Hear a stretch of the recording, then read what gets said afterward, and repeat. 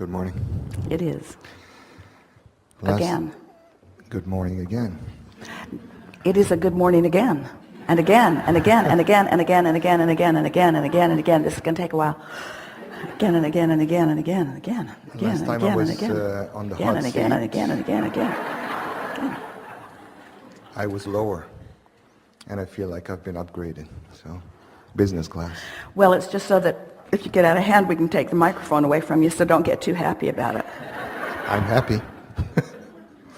I want to talk about momentum, but also about specific and general.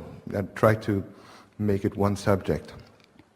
So I wake up in the morning, whatever time I wake up, and I go to meditate, and I realize how important it is for me to meditate before I do anything else.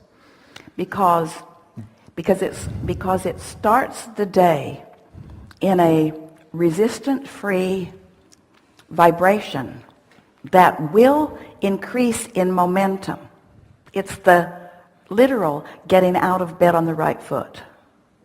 Yeah. And it works, really. And it takes me the time that it takes for me to get into a resistant-less state. Yeah. And Good once word. I do, I start playing a little bit more specific, Yeah. a little bit. Yeah. And the thing that I probably want some clarity about is the joy of rampaging and appreciating. And generally, I would do that at the end, but Well, that's the natural outcome. I rarely feel the inclination to do so, even after a while. All right. Well, And- that is the natural outcome of momentum that is allowed to persist. In other words, if you get into a place of, Esther has been writing because she knows the feeling of well-being, of contentment. And she knows the feeling of well-being, just that feeling of soft appreciation about something. She also knows the feeling of clarity. Now, clarity to Esther feels like it has way more momentum in it than just ease, even though they are both high-flying disc emotions. But there's more momentum in clarity. So it's just a matter of playing with it. And the thing that has been a little hindering for a lot of people is that they've been deviating vibrationally. And here's what we mean by this. So if you're looking at something that makes you feel good, and you hold yourself in that general place of feeling good, and you don't introduce other subjects that are laden with resistance, that good feeling will increase until you will feel like rampaging. But the thing that's a little interesting is that there are subjects and there are vibrations. So for example, let's say that you're thinking, you've meditated and you've got yourself into a really good feeling place. And you've been general, and so the feeling of well-being has persisted. And now, like our friend earlier, the feeling of well-being is lovely, but she'd like a little more juice flowing through it all. More enthusiasm, more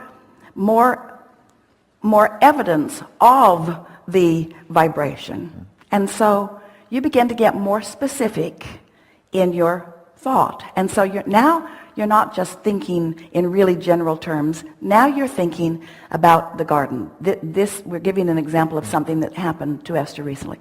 Now you're thinking about the garden.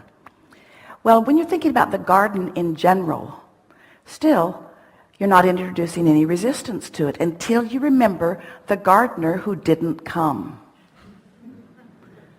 Now, the subject of the garden seemed innocent enough, but the subject of the missing gardener is a whole different vibrational frequency.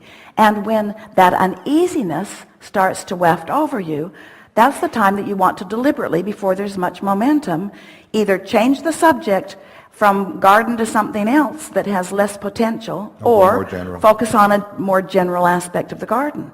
So it's just a matter of, and once you get deliberate, and you are, we can feel it, and our friend before as well, once you become deliberate about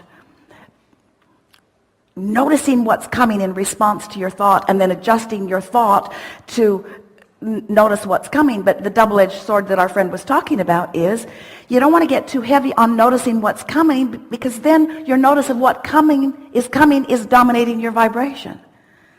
This is such a simple concept, but a delicate balance. And you just get better and better and better at it, you see. A lot of you watch the wire walker and you think, good for him, I never want to do that. And we say, yet you're doing that with your vibrational. It's delicate. It's delicate. It takes practice, and you'll get better at it. And if you're lazy, you'll never get better at it. If you let what comes control your vibration instead of controlling your vibration, which brings what comes, feel the difference? You can observe, and what you observe will cause your vibrational environment. What you observe does affect your point of attraction, but it doesn't have to. And so Esther's been saying to herself, am I going to create my vibrational environment, or am I going to react to things that are happening? Because when you react to what's happening, that creates an environment that brings more of that, you see. Yeah. The issues that are big, important for me, do I leave them aside and stay general and depends on how they feel. If they're, usually when you use the word issue, they're sort of laden with things that are a little uncomfortable. Yeah. So do I get into a good feeling state and then play with it? Listen to it this way. You just heard us say, your singular work is to create an environment that lets in good stuff. So if you start with an issue that doesn't feel good, and that's the reason that you've created the vibrational atmosphere, then that vibrational atmosphere is just going to support the things that don't feel good, and that's momentum. You're getting this, aren't you?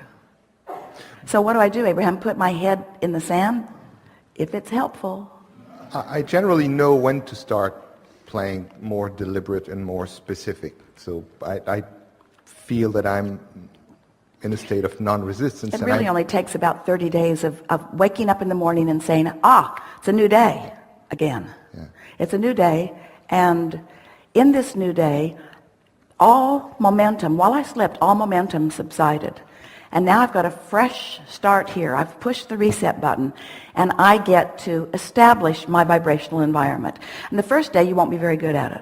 Probably the second or the third or the fourth. But once you get a week or two or three into this, where you're deliberately reaching for things that feel good, and you're allowing that momentum to get going, and then you're noticing the results of that small effort, before you know it, you begin to feel eager to work on your environment rather than so ready to jump into the day. Esther had a dream because she's really been chewing on this. And we think dreams are wonderful because dreams show you what you've got going on in your vibration. So she'd been thinking a lot about this. And she'd been saying to her daughter, Tracy, they talk about this incessantly. And she'd been saying to Tracy that she really wants to just create this vibrational environment and then notice the results of it, and then not get too carried away about talking about the results of it. Because when you get results that you don't want, and then you talk about those results as if you're looking for a solution, you're not looking for a solution, you're not finding a solution, you are creating more atmosphere that's going to bring more of that until you've created enough of it that you're finally done with it. And so Esther had been thinking about that, and she began saying to herself, in a very pronounced way, I am the creator of my environment, and everything else will come from that. So she's really been on that. And it is as important, that double-edged sword that you were talking about earlier, it is as important to acknowledge the benefit of noticing what comes in as it is of deliberately creating an environment which causes whatever you want to come in. Because how are you going to know how you're doing if you're not aware of what's coming in?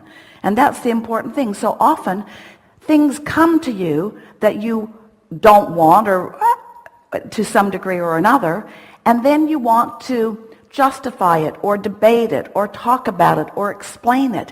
And every word you speak about the events that were not pleasing in any way cause you to create an atmosphere that is asking for more of those. Don't you find that interesting? All that debating, all that explaining.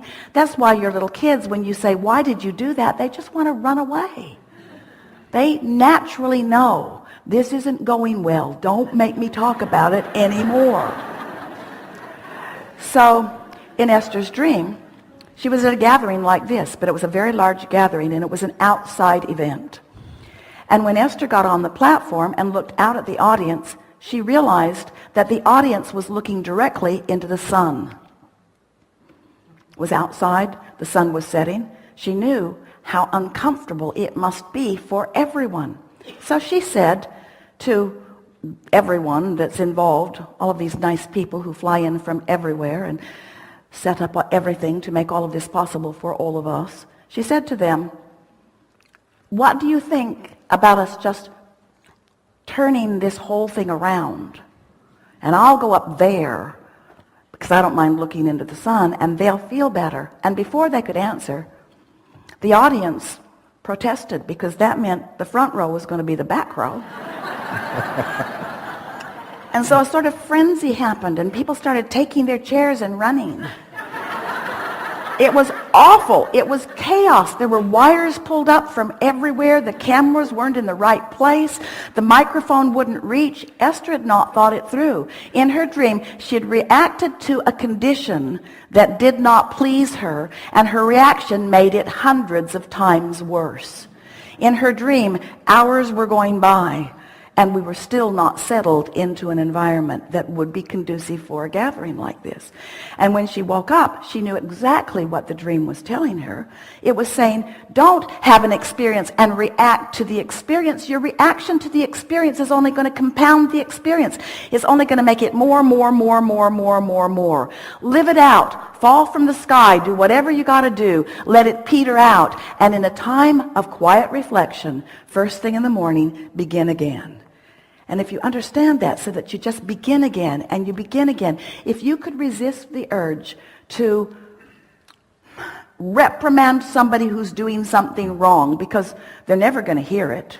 In other words, they're not going to hear it. They might modify their behavior so they don't do it so often in front of you, but it doesn't change their experience, you see. If you could resist the urge, and it's hard because momentum is carrying it, to respond to conditions and get fixated on beginning the vibrational nucleus, you are going to be those happy humans who are observing universal response to your deliberate creating of your environment. There are not words powerful enough to explain the power that you hold in your focus. And as you begin, and the only way in other words, these are just so many words for you. We can feel that you're feeling resonance with this. We can feel that you've been listening to us long enough. We know that you know about law of attraction, and we know that you create your own reality. We've just explained to you that you use the power of your soft and easy. Jesus said, the meek shall inherit the earth. And that's not the resistant, not the ornery, not the biggest, not the boldest, not the loudest, not the strongest. Those who are allowing themselves vibrational sync with this unconditional love and unconditional abundance and unconditional clarity that is flowing to you all day, every day.